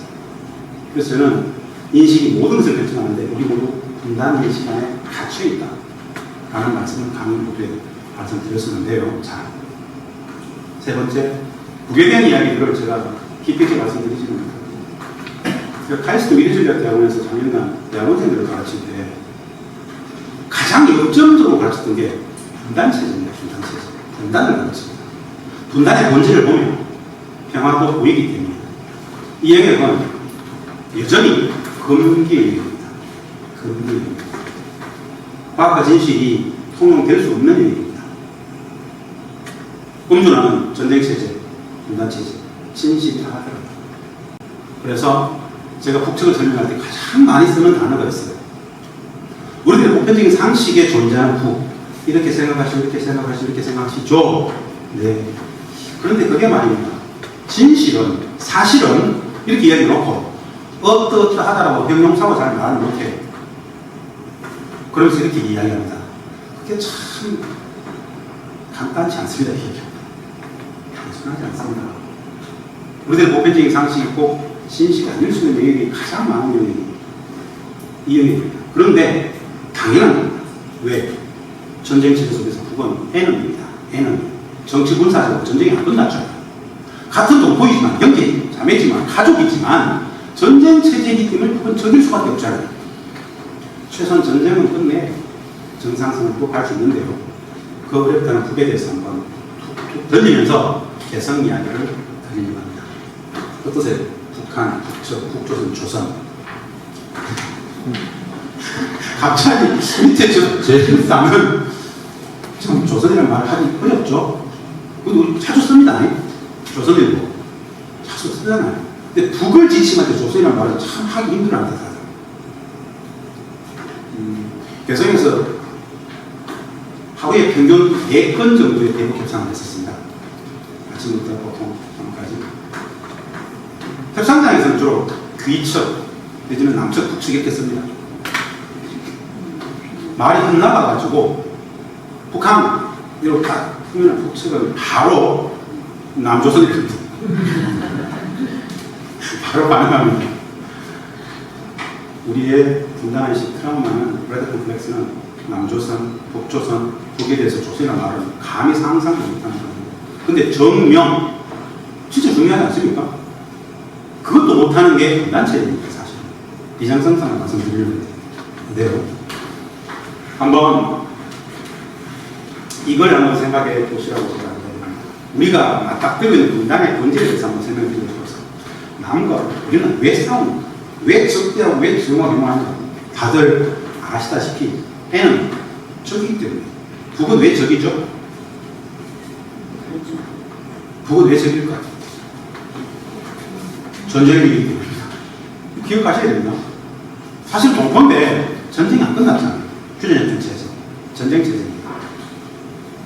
자, 질문입니다. 근본 질문.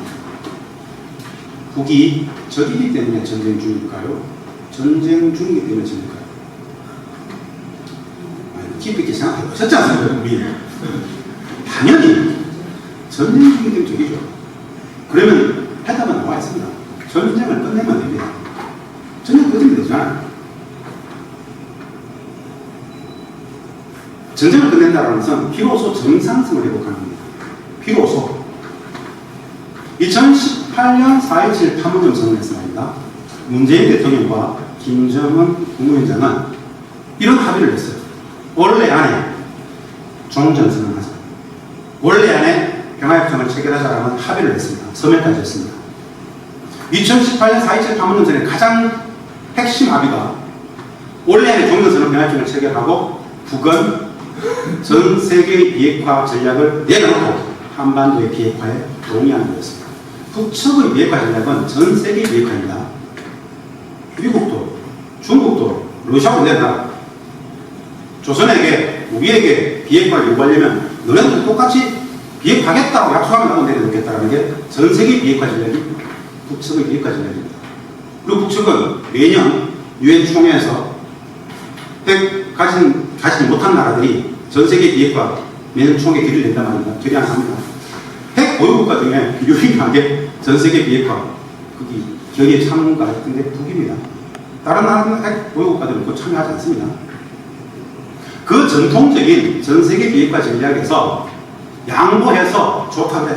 한반도의 비핵화, 남과 북 전 지역의 비핵화, 그리고 미국으로부터의 한반도의 전술핵과 전략핵도 들어올 수 없어라는 이 한반도의 비핵화에 합의한 대가로 미국에게 요구했던 것이 바로 종전평화협정입니다. 적대 관계를 제도적으로 끝내자는 거예요. 그래서 먼저 2018년 4.27 판문점 선언에서 문재인 대통령과 김정은 위원장은 원래 종전선언 합의했던 거예요. 2018년 원래 안에. 근데 어떻게 됐습니까? 그 약속은, 그 합의는 전 세계 앞에서 읽었습니다. 두 지도자가. 기억나십니까? 판문점에서 두 지도자들이 있던 거. 거기 나옵니다. 읽었던 내용이 서명까지 했어요.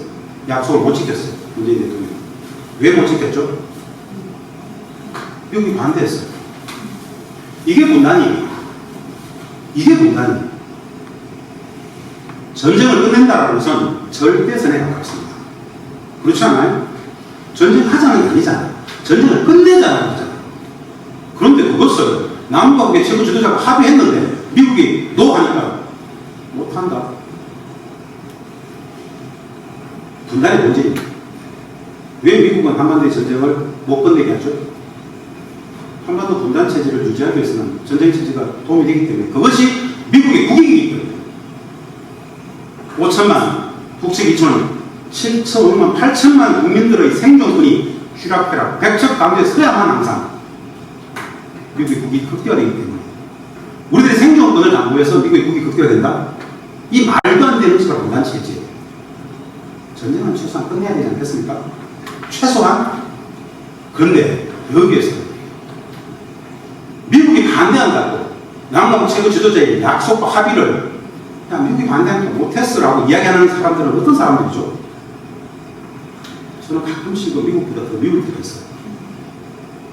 그건 아니잖아요. 이건 남과 북의 약속 합의 이전에 5천만 국민들의 기본권, 주권의 의미입니다.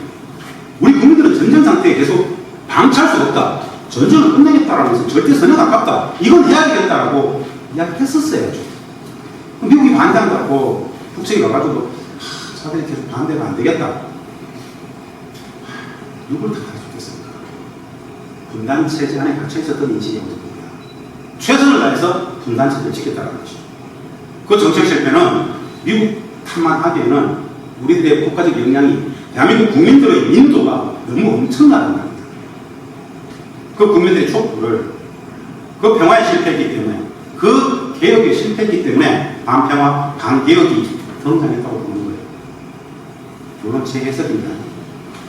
가슴이 아파서 이야기 드리는데 전쟁을 끝내는 전쟁을 끝내는 우리는 중국하고 수교했습니다. 해봤잖아요. 중국도 전쟁의 당사자였어요. 휴전일제 주인 주체였습니다. 중국은. 그러더니 한국은 정상했잖아요. 왜 남북은 안 됩니까? 미국이 반대하니까? 그건 아니죠. 전쟁을 끝낸다는 정상성 회복 말씀드립니다. 북이 적이기 때문에 전쟁에서 적대하는 북에 대한 적이 일반화인데요. 북은 적입니다. 헌법적 가치로서 평화통일 공포 현장을 가지고 있지만 분단체제의 전쟁 상태의 적이라는 저 동계 양면처럼 이율 배반적인 모습이 바로 북입니다. 그런데 선언은 우리 공동선언 전쟁을 끝내고 평화를 만들어야 되죠. 적에서 동포로 갖다 놔야 될 역할은 우리한테 있는 겁니다. 우리한테. 북은 여기서 너무 잘 아시겠지만 한번 말씀드려보겠습니다. 북은 53년 7월 27일 미국의 휴전협정 꼭 기억하셔야 되겠습니다. 휴전협정. 휴전협정은 말입니다. 최초에 이 휴전협정은 아무리 길어도 3개월을 넘기면 안 되는 한시적인 협정이었습니다. 일시적인 전쟁의 정지, 일시적인 전쟁의 정지, 그래서 정전쟁을 했어요. 왜? 아무리 길어도 3개월 안쪽으로 더 높은 정치 협상을 통해서 종전평화협정을 체결하기 위해서 임시로 휴전하고 바로 제네바에서 정치 협상을 하기로 했던 거예요. 그래서 휴전협정 3개월 넘기면 안 되는 거였고 제네바 정치 협상은 열렸어야 됩니다. 그런데 제네바 정치 협상은 깨졌어요. 왜 깨졌을까요? 한 나라가 안 가요. 판을 깨버렸어요. 북일까요? 중국일까요? 미국일까요? 어떻게 아세요? 우리 다 알죠? 그게 분단체제를 최초에 만들었던 미국의 한반도 패권 분단 유지라죠. 그런데 우리 국민들은 그 주제였지 그렇게 3개월짜리가 제네바 정치협상이 미국이 판을 깼다는 것도 모르고 70년 이렇게 2차 세계대전 이후에 가장 오랜 전쟁 상태를 유지하고 있다는 비정상도 몰라요. 그러더니 우리의 분단인데 우리가 지금 전쟁 상태에 살고 있는데 우리가 몰라요. 다시 말씀드리지만 분단체제는 국민존엄을 부정하는 거예요. 우리가 주인이잖아요. 민주주의. 민주주의가 뭡니까? 국민의 존엄을 기본으로 하고 있어요. 인간의 자유, 국민의 자유는 그 자유권은 뭡니까? 인간의 존엄 사상의 기본이 되어 있단 말입니다. 그런데 이 국민들의 존엄을 건져서 부정해버리는 게 뭡니까? 분단체제예요. 그런데 국민들은 이 분단체제를 배워본 적이 없어요. 그냥 나쁜 시험들, 지질한 것들, 저것들 이렇게 인식이 완벽히 왜곡되어 있다는 뜻이에요. 자, 만났던 후, 대통령에 대해서 말씀을 드려보겠습니다.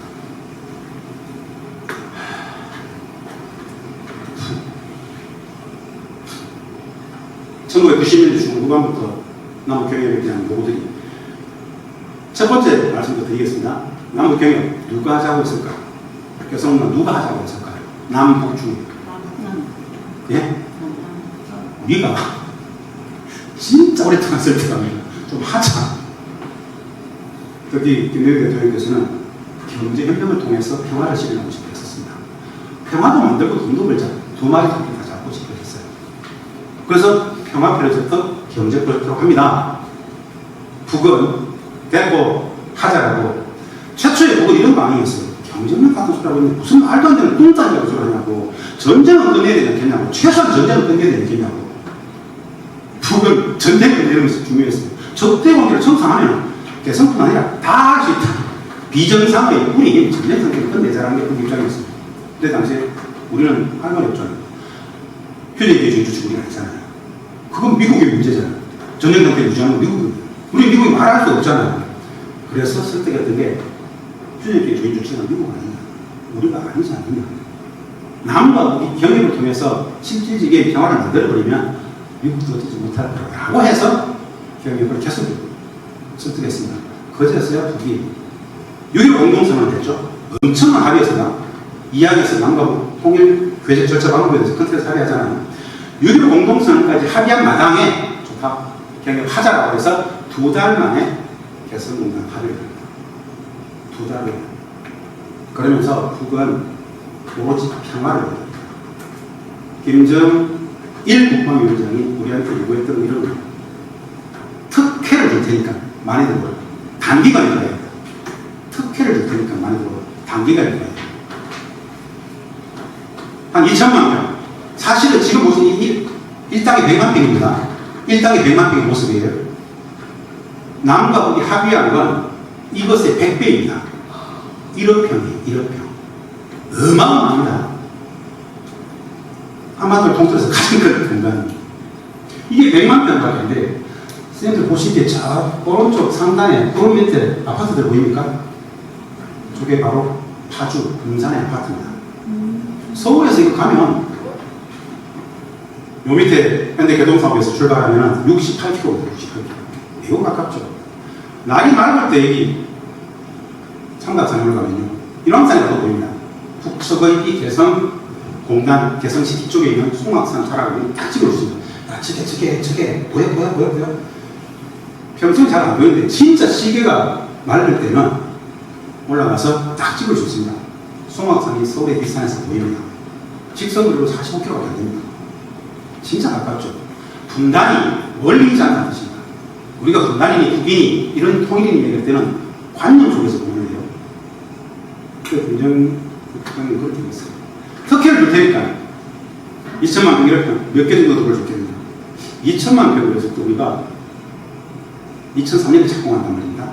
2003년에 착공해서 2013년 정도 되면 한 10년이면 남측에 기업 한 5천 개, 6천 개가 들어갈 겁니다. 그랬어요.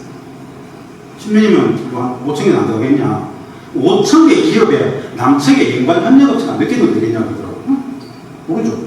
곱하기 한 30만 하면 된다고 봤습니다. 거기에 종사하는 남측의 노동자는 얼마나 됩니까? 이런 게 궁금했었어요. 북측은.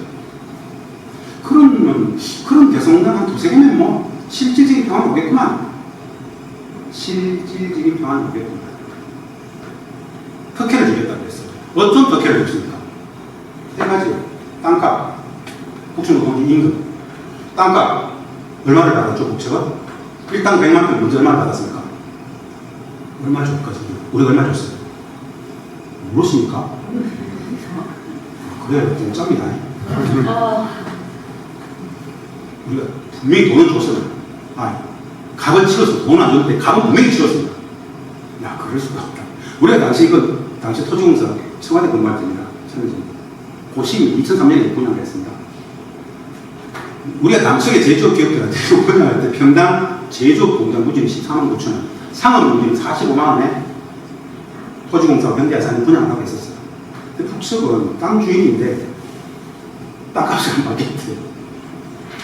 그래서 우리가 줬습니다. 분명히 1제곱미터당 1달러 쳐가지고 한 달러 쳐가지고 900원 정도 쳐가지고 당시에 현물로 준 이 개성공단 안에 북측에 건물이 있습니다. 시아이큐가 던질 때 시멘트 철근 같은 거 하나도 공짜로 내놨습니다. 두 번째 특혜는요, 북측 노동자들의 임금. 2004년 12월 기준으로 갑니다. 2004년 12월 기준으로 북측 노동자들은 한 달 실질 평균 임금이 한 달간 실질 평균 임금이 달러로 57불, 한화로 63,000원입니다. 한 달입니다. 한 달. 왜 그랬을까요? 북은 왜 우리가 150불, 200불을 줄 수 있음에도 불구하고 그들은 됐어. 월 50불. 국가사회주의 계획입니다. 국가사회주의 계획이었죠. 사회주의 계획이라는 것은 기본 이의가 필요한데 이왕 간에 50불 퉁쳤어요. 왜 그런 특혜를 줬을까요? 초기에 개성공단에서 남측의 기업들이 많은 돈을 벌어요. 더 많은 기업들이 2단계, 3단계, 제2, 제3의 개성공단에 몰려오라고 정했습니다. 대한민국 정부가 이 기업들한테 특혜를 줄 수가 없어요. 다른 중소기업들의 관계 속에서 차별이기 때문에, 역차별이기 때문에. 북측은 우리가 다 감당할게. 우리는 관계없다. 땅값, 임금, 그리고 특혜, 세제 혜택이 진짜 많아요. 세제 혜택. 한 달에 63,000원이 말이 됩니까? 1당도 안 되잖아요. 그런데 조선일보 어땠습니까? 터주기라고 해요. 이걸 자본적 관점에 보면 이건 수탈입니다. 근데 북측은 그 말을 그렇게 싫어합니다. 수탈이라는 거예요. 우리가 지금 경제사업을 했나? 우리는 평화사업을 한 거라고. 그들이 분노를 하겠어요. 개성을 좀 만나는 사람들이 그건 뭐 우리 기업들이 북측 수탈에 이러면은 굉장히 분노합니다. 그따위 말 쓰지 말고 당신들은 개성이 돈으로 보여. 우리는 평화사업이야. 이 이해를 못해. 왜? 사회주의를 모르기 때문에. 북이 개성을 왜 했는지 몰라요. 늘 조중동이 그냥 원줄, 달러값을 이걸 일반화시켜놨기 때문에 그걸 받아가지고 뭐 무기 만들고 핵무기 만들고 뭐 대량 살상 했다고 얘기하잖아요. 그것이 상식이기 때문에 제가 지금 그런 얘기가 아니라 다 폭력이 엄청난 폭력이에요. 그러니까 진실이 왜 달라야 되죠? 분단체제 유죄이기 때문에 이 상황을 다 봤어요. 군인들, 미국 내두면 안 되는 거예요. 이명박 정부가 들어오자마자 이걸 받아내고 했어요. 두 번 시도했어요. 들어오자마자 이걸 받아내고 실패했어요. 제가 가장 힘들었던 시기에 개성에서 협상을 했어요. 그때는 저는 개성에 상주하고 있었습니다. 이명박 정부가 딱 들어오자마자 개성공단과 관련된 모든 남북의 기존 합의들 다 부정해 버렸습니다. 다 스톱. 당국 관계는 다 기본 사라졌죠. 개성공단과 관련된 2단계, 3단계 합의가 다 있었어요. 2008년 2월이면 1단계 100만 명은 다 완성되기 때문에 2단계 250만 평 1000년이 끝나 있었습니다. 들어가서 토지 닦고 건물을 올려야 되는 거예요. 그거 이명박 정부가 스톱시켰어요. 여기에 남과 북이 합의해서 북청 노동자들 집단 합숙소 있었어요. 3만 명 정도 수용하는 거. 북이 노동력 되고 토지 다 됐으니까 남측에서 본부제재도 가가지고 우리 기업들한테 공급할 노동력도 있었습니다. 그거 이면 너 안 돼. 한 발짝도 못 나가. 개성공단 더 이상 안 돼. 기존에 하는 기업들만 해. 이러니까 북측은 난리가 났어요. 이 지역은 말입니다. 2천만 평 이 지역은 북측의 서부전선의 최정예 부대 6사단, 64기갑사단, 62포병대단 북측 서부전선의 최정예 무력이었던 6만의 군 병력이 빽빽했던 군사지역이에요. 그 6만의 병력과 사단 물리체계들을 다 북측 후방으로 15km를 물렸어요. 군대 6만 명을 2년 동안 물린 거예요. 그 자리에 남측의 기업들을 받았는데 딱 출연하고 이명박 정부가 들어오자마자 스톱! 이래 된 거예요. 북측의 반응이 어땠을 것 같습니까?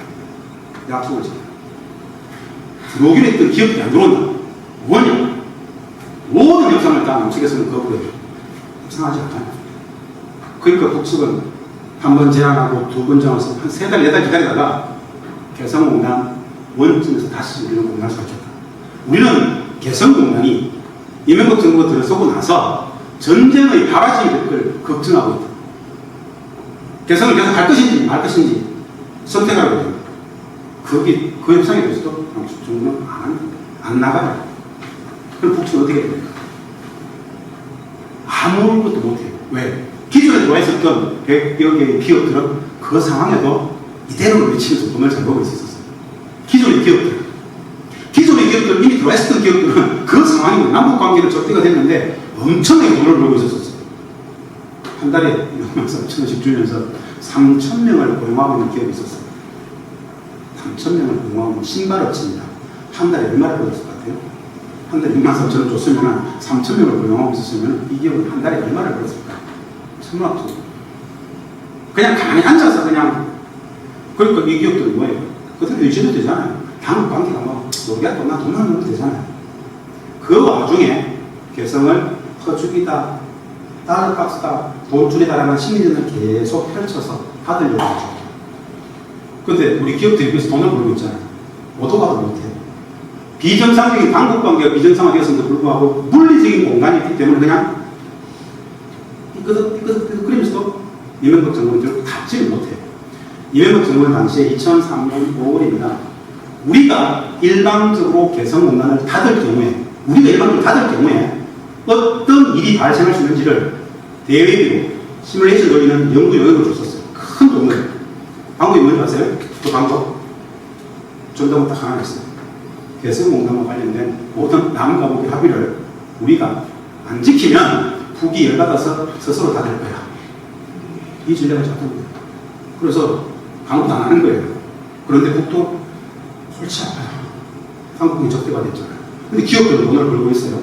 북도 받지 않아요. 그렇게 가는 거예요. 그래서 다음 박근혜 정부 때 받아요. 몇 시간 만에 받았습니까? 박근혜 정부는 이걸 몇 시간 만에 받은 줄 아세요? 3시간 만에 받았어요. 아주 대단하죠. 14년의 역사를 3시간 만에 받았어요. 딱 한마디예요. 받으세요. 받으세요. 2016년 2월 10일 설 연휴 마지막 날입니다. 개성에서도 모든 기업들은 다 설 연휴 쉬러 나와 있었어요. 4일 설 연휴 쉬러 내와 있었어요. 개성에는 설 연휴 기간 동안 단기간 250명만 기업 2명씩 이렇게 똑같이 오전 오후 10분씩 체조하고 우리가 나눠 먹었던 같이 쉬면서 나눠 먹었던 초코파이 이런 것들 개성에서 한 달에 가장 많이 소비될 때가 아닙니다. 개성에서 한 달에 5만 5천 명한테 우리가 지급했던 이런 것까지 들어갑니다. 연장 야근을 하는 겁니다. 어떤 회사는 초코파이 2개를 줍니다. 이런 게 다 합쳤을 때 진짜 많이 들었을 때 한 달에 약 600만 개 정도의 초코파이가 들었었어요. 1인당 곱하기 100이 들어있었습니다. 이 모든 계산은 왜 했는지 아세요? 제가 그 당시에 거기서 기억하면서 5만 5천 근처에 매달 나가는 임금 그리고 모든 걸 계산했을 때 당시에 이명박 정부에서 요청했던 게 있어요. 개성을 통해서 남측에서만 모든 쌀부터 다 계산을 하고 있었어요. 초코파이도 계산했었거든요. 개성에 공급했던 초코파이 7개 제가 공급했단 말입니다. 월 평균 몇 개나 조사해보니까 600만 개 치맥이 나왔단 말입니다. 그 모든 금액은 뭐였는지 아세요? 얼마 나갈 때는 대북 퍼주기 금액이었어요. 한 달간 일해놓고 잔업 연장 특근할 때 2개씩 줬던 겁니다. 예, 함께 했던 시간들 체육대회하는 거 있습니까? 체육대회. 제가 공을 잘 찬단 말입니다. 수요일날, 토요일날 선생님들 공을 왜 차는 줄 아세요? 공을 왜 찹니까? 술 먹기 위해서. 북측 성원을 하고 술 먹기 위해서, 막걸리 한잔 하기 위해서. 그래야 가족 이야기도 더 친해지고 그럴 수 있지 않겠습니까? 근데 저게 다 일상이라고 합니다. 14년간. 그럼 친해지면 가족 이야기가 나타나요. 북측 사람들이 남측 사람들이 물어보는 질문에 거의 99%는 애들은 어떻습니까? 착합니까? 어머님은 건강하십니까? 가야산은 어때? 제 고향 가야산, 낙동강, 성주, 대구란 말입니다. 대구는 어떻습니까? 250만. 야, 평양 250만인데 이런 대화예요. 거기 뭔 통일을 이야기하고 무슨 정신 이야기겠습니까? 그래, 너 아들은 몇 살인데? 그런 이야기, 사랑에 대한 이야기, 행복에 대한 이야기. 그런 이야기들을 일상 속에서 주고받았다고 생각해보세요. 그게 통일, 그게 평화예요, 사실. 그러니까 분단 체제를 만들어야 되는 사람들은 이것이 무섭죠. 남과 누이 함께 점심 먹고 사진 찍고 놀고 했던 시간. 제 협상의 파트너는 총 7명이었습니다. 지금도 가끔 육군 쪽에서 그 사람들하고 협상을 해요. 진짜. 꾸민 줄 아면서도 흐뭇해요. 그만큼 그립다는 거죠. 개성에 있었던 대부분의 그 사람들은 우리도 이상가족이라고 얘기합니다. 왜? 인사를 못했잖아요. 설 연식은 그냥 다쳐서 못 갔어요. 이상가족이죠. 함께 했던 회식도 같이 하고 했던 시간. 제가 바로 경제적 이야기를 하지 않겠습니다. 예? 이 많은 사람들의 이런 만남들을 한번 생각해 보세요. 무슨 일이 있었을까? 이들은 어떤 시간을 보냈지? 그냥 돈이라는 것은 남측의 기업들이 막 어마어마하게 압도적으로 끌었어요. 이런 계산을 해본 적이 있습니다. 1년간 개성공단을 통해서 국처 노동자들한테 전체 지급되어지는 전체 5만 5천 명 전체 임금을 다 계산해 봤어요. 우리 기업들이 1년간 국책에 내는 세금 다 포함해 봤어요. 940억 원이에요. 5만 5천 명 전체 임금이 거의 8, 90을 차지하는데요. 우리 그곳에서 얼마를 생산해 왔을까요? 900억 원이 들어왔어요. 1억 달러 안 되죠. 근데 우리는 그곳에서 GDP 기준, 최종 생산물의 최종 소비자 가격 기준으로 35억 달러씩을 생산해 왔어요. 이런 공단은 없는 거예요. 이 계산이 안 나와요. 왜? 특혜니까. 누가 누구에게 특혜죠? 누가 누구에게 줬죠? 후기, 남측에. 우리 기업들은 전 세계 어떤 공단보다도 최고의 공단을 했어요. 특혜니까. 그런데 누가 나왔어요? 경제도 갖고 강하고 더 큰 것은 저 개성공단을 분단체제 심화의 이데올로기로 여전히 거짓 선전화의 매개로 쓰고 있더라는 그 분단체제의 피거든요.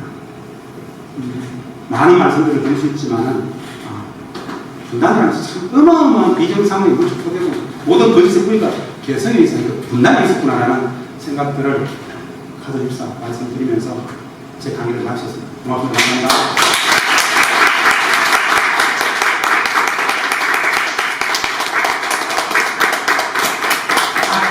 딱 9시가 진짜 늦었죠. 많은 생각을 하실 것 같습니다. 나쁜 이 질문 하면 안 돼! 라는 분 혹시 있습니까? 오늘도 동기부여니까요. 꼭 하셔야 되죠. 예. 한 분만 받고 괜찮습니다. 그다음 차이. 잘 모르는 분야에 대해서 이제 알게 되는 부분이 많은데 아까 그 분단에 대해서 전혀 우리가 교육을 못했잖아요. 예. 그런데 북측에서는 그런 거에 대해서 분단의 역사나 배경이나 그런 거에 대해서 사람들이 많이 알고 있나요? 우리의 귀에 따라서 예. 남이나 동이나 똑같이 역사를 가르칩니다. 가르치죠. 좀 다른 역사를 가르칩니다. 사실은 국어 학교에서 가르치는 교과목이 국영수라는 거의 비슷합니다. 우리가 세계사를 많이 가르치고 북측 세계사를 가르치긴 합니다만 조금 작게 가르치고 조선사를 많이 가르칩니다. 우리하고 많이 차이나는 지점이 식민사관론입니다. 식민사관론. 우리의 소위 말하는 이 조선의 역사, 우리 고조선의 거죠. 그래서 이 역사, 그 내용하고 우리가 배우는 게 조금 다릅니다. 왜 그런가? 우리는 사실은 48년 정부 수립 이후에 우리가 배웠던 역사학교는 이병도, 신석호, 서울대 국사학과를 만들었던 이병도, 고려대 사학과를 만들었던 신석호, 이 두 사람은 일제가 조선 정독국 밑에 최초에 만들었던 게 식민사관을 만들기 위해서 했던 조선사 편수회가 있습니다. 조선사 편수회에 조교로 참여했던 두 사람이 바로 신석호, 이병도인데 이들이 해방 이후에 중등교원 양성소를 만들고 그들이 역사학과를 다 책임졌어요. 그들이 식민사관을 만들었던 이병도, 신석호의 역사를 우리가 배웠어요. 이 식민사관입니다. 사실은 북은 이 영역을 다 거부했죠. 조선사를 따라서 그래서 우리의 역사부터 많은 얘기가 다릅니다. 그리고 치명적으로 다른 게 30의 식민지배를 다루는 얘기입니다. 북이 가르치는 식민지배 역사가 100이면 우리는 그 양 30의 식민지배에 대해서 우리가 10을 배우고 100 정도 배웁니다. 압도적으로 배웁니다. 그 비극에 대해서. 우리는 사실 배운 게 있지만 사실은 그렇게 비주얼 것을 못 배우는데 북은 식민지 역사에 대해서 굉장히 심각하게 많이 알아요. 그들은 왜 이걸 모르냐 그러죠? 못 배웠기 때문에. 근데 또 그런 것도 있어요. 야, 너네들이 유럽 역사를 알아? 우리는 세계사 할 때 유럽 역사 많이 배우잖아요. 그게 거기까지 깊이 가요. 이런 좀 차이들은 좀 있더라. 라는 정도로 말씀을 드릴 수 있고요. 가르치는데 우리의 인식과는 매우 다릅니다. 다를 수밖에 없죠. 역사를 승리했던 주체들이 많이 달랐기 때문에. 예, 늦은 시간까지 불편한 이야기들을 머리 시끄럽게 아프면서 공유해 주셔서 고맙습니다. 오늘 이 동기부여를 가지고 더 많은 자료를 찾아갈 수 있는 그런 장면을 보겠습니다. 고생했습니다. 감사합니다.